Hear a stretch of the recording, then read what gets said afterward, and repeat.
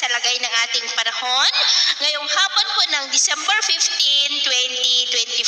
Sa ngayon po ay iba't ibang weather system pa rin ang umiiral dito sa ating bansa. Hanging amihan ang nakakaapekto dito sa Northern at Central Luzon.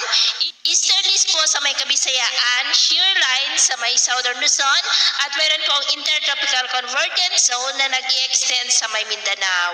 Habang ang RPA po nating binabantayan, nasa labas po ngayon ng ating area of responsibility. Kung hindi po yan mawawala ay papasok na yan dito sa ating PAR bukas, lalapit sa silangan ng Mindanao, kaya atin lamang pang babantayan ang development yan dahil kung hindi yan mawawala ay malaking banta lalo na sa may Visayas at Mindanao. Ito naman ay pinapakita ng forecast model nating ginagamit hanggang po sa susunod na 2 linggo.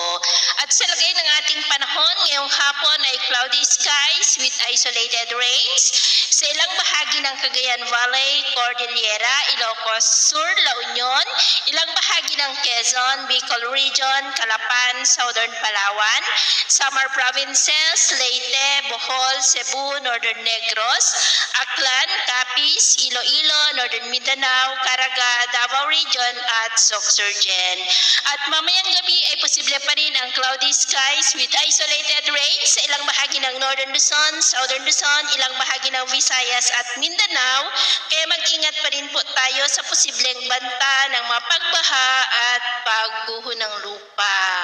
At sa ating naman pong mga baybayin, dahil sa amihan at shear line ay huwag na muna tayong papalaot sa mga baybayin po ng kanlurang baybayin ng Luzon, silangang baybayin ng Luzon at northern seaboard ng Cagayan at extreme northern Luzon seaboard dahil ang mga alon po dyan ay posible na aabot hanggang sa 8 to 14 feet. Kaya hanggat maaari ay iwasan na po muna natin ang papalaot dyan sa mga may kulay pula para mas makaiwas sa mga sakunang